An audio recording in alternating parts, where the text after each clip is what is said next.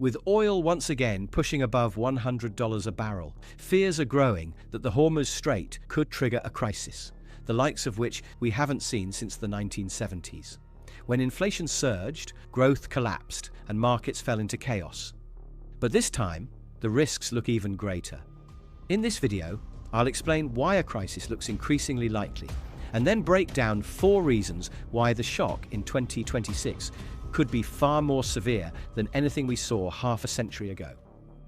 And we will end by looking at why, even if this crisis ends soon, the global economy will never be the same again. The Strait of Hormuz is only about 20 miles wide at its narrowest point, but it is one of the most important economic choke points on Earth. Around a fifth of the world's oil flows through it, as well as roughly a quarter of liquefied natural gas, and close to half the fertiliser that underpins global food production. And right now, all of those flows are under threat. According to Fatih Birol, head of the International Energy Agency, we may already be facing the greatest energy shock in history. More oil has been disrupted than during the 1970s crisis, and gas losses are already double what followed the Russian invasion of Ukraine. And when energy prices move, everything moves. Higher oil prices don't just hit petrol stations. They ripple through transport, manufacturing, agriculture, almost every part of the economy. And for many households, that pressure is already showing. Families are cutting back, skipping meals, delaying medical care, and dipping into savings just to make ends meet. Some people think that there's nothing to worry about. We've seen this all before. During the financial crisis and during the pandemic, central banks stepped in, cut rates, printed money, and stabilized the system. But this time, it is different, because this is not a demand shock. It's a supply shock. When demand collapses, like in 2008 or 2020, central banks can stimulate the economy. They can push demand back up. But when supply is hit, like we see today, when there is simply less oil, less gas, less fertilizer, the problem is fundamentally different. You can't print more energy, fertilizer, or food. So instead of falling prices and weak growth, you get higher prices and weak growth. That's stagflation. And it puts central banks in an impossible position. Cut rates, and you risk fueling even more inflation. Raise rates, and you deepen the economic slowdown. Either way, people are worse off. And unlike a demand shock, there is no easy path back to where we started. At first glance, this feels familiar. In the 1970s, oil shocks sent energy prices soaring and pushed the US economy into one of its worst periods in modern history.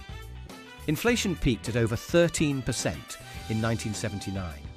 Unemployment rose above 8%. And the S&P 500 delivered negative real returns for nearly a decade.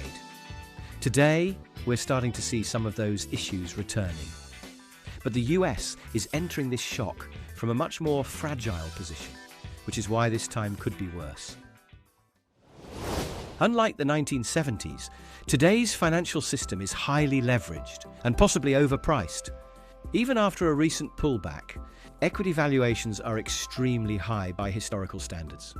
The last time we saw valuations at similar levels was in 1999, just before the dot-com crash, when the Nasdaq eventually fell by nearly 80%. And today, much of that valuation is concentrated in a small number of companies, particularly in energy-dependent AI and technology. That concentration creates fragility. Because if expectations shift, if growth slows or capital spending pulls back, those same stocks can fall quickly. At the same time, cracks are already appearing elsewhere. In private credit, a fast-growing but lightly regulated part of the financial system, concerns are rising about underwriting standards and refinancing risks. As Jamie Dimon put it, there are cockroaches appearing, suggesting deeper problems beneath the surface. Rising interest rates, falling liquidity, and weaker growth could expose those weaknesses. And what starts as an energy shock could quickly become a financial one. In the early 1970s, government debt levels were relatively low. Today, they are not. Across advanced economies, debt to GDP ratios are dramatically higher, in many cases above 100%. That matters because it limits what governments can do. They can't easily cut taxes, increase spending, or cushion households from rising costs without pushing borrowing even higher.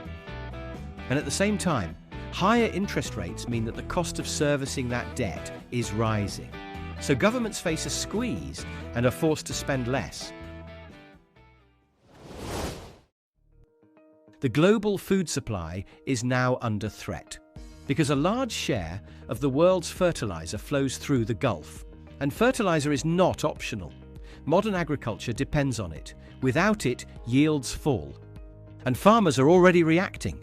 They're switching crops away from fertiliser-intensive corn towards soybeans. They're cutting application rates to save costs. And in some cases, they're delaying planting altogether, waiting to see if prices stabilise. During past fertiliser and food shocks, even small disruptions have led to sharp increases in staple prices, particularly in developing countries where food makes up a large share of household spending. And for millions of families, including in the US, that means difficult choices.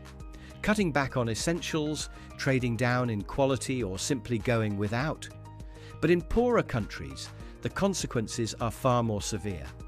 Because when food prices rise sharply, it's not just an economic issue, it can be existential. Food inflation has historically been one of the most destabilizing forces in the global economy. It has contributed to protests, unrest, and even radicalization. For the past 2 years, global economic growth has been driven by artificial intelligence. But that is now threatened by the current crisis. The Gulf is a key supplier of helium, a gas most people associate with balloons, but which is critical in semiconductor manufacturing. Helium is used to cool and stabilize the chip fabrication process. Without it, production slows and costs rise. But that's only part of the story, because AI doesn't just depend on chips, it depends on data centers. And data centers are extraordinarily energy intensive. Training and running AI models requires vast amounts of electricity, much of it still generated from fossil fuels. So, when oil and gas prices rise, the cost of powering that infrastructure rises too, and that feeds directly into the cost of AI itself. Then, there are the industrial inputs. Sulfur, a byproduct of oil and gas processing, is essential for refining, cleaning, and a range of chemical processes used in semiconductor manufacturing. Disruptions to energy supply don't just affect fuel, they ripple into these upstream materials, back even as far as mining. Critical minerals, from copper to rare earths, are needed for chips, servers, and power infrastructure. So what looks like a regional energy disruption can easily start to spread, from helium to semiconductors, to data centers, to energy costs, and to mining. A lot of the growth we see today is fragile and based on expected future valuations and the assumption of rapid, uninterrupted growth in AI. If that growth becomes more expensive, more uncertain, or slower than expected, those valuations can come under pressure very quickly. This is what makes today's situation more dangerous than the 1970s. The global economy is more interconnected and more fragile. And instead of one shock, we're facing several at once. Energy prices rise, food prices follow, production costs increase, growth slows, financial risks emerge, and central banks can do very little to help. A quick resolution now looks unlikely, and a return to the way things were before looks even less so. A large-scale military intervention would be enormously risky, costly, and politically impossible.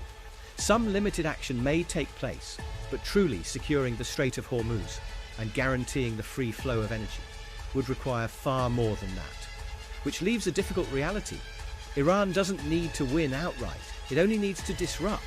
And that's where the asymmetry of the situation becomes clear.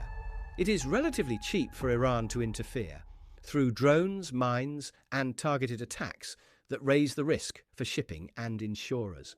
But it is extraordinarily expensive to eliminate that threat entirely. Short of a full-scale invasion, There are very few tools available that can guarantee stability. That means this situation is unlikely to simply disappear. A hostile regime, with the ability to disrupt one of the world's most important economic arteries, is likely to remain in place, and with it, a persistent risk hanging over global energy markets. And that means a negotiated settlement is required. Unpalatable as it may be, that could mean some form of economic concession in exchange for stability, sanctions, relief, financial transfers, or even structured arrangements tied to keeping the strait open. Some have suggested the idea of a transit-style fee, effectively a toll on the energy flowing through the strait, which could generate tens of billions of dollars a year. That would be controversial and politically difficult, but it reveals the real trade-off. Paying for stability may be expensive, but the cost of disruption in energy, food, and economic chaos could be far greater. I hope you enjoyed this video. If you did, then please like, subscribe, and comment. Thanks for watching.